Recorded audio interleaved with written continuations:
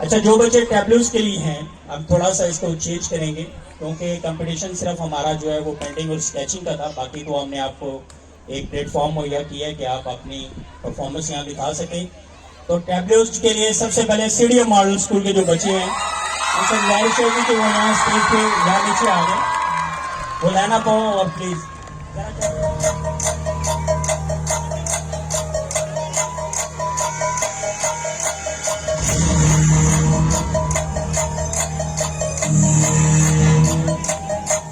पिछले 72 सालों में हर एक कश्मीरी बच्चा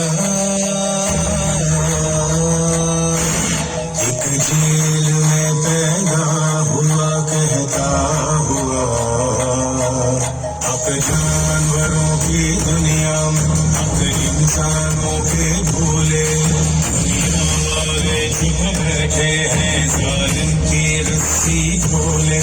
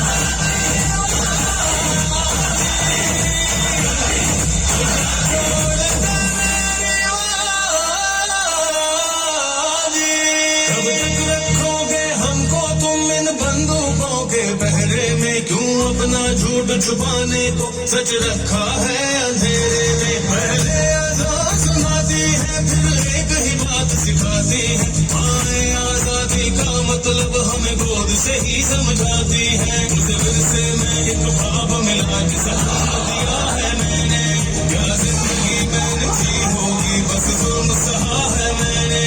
अपनी ताकत में झूल गया ये बात तो जालिम भूल गया।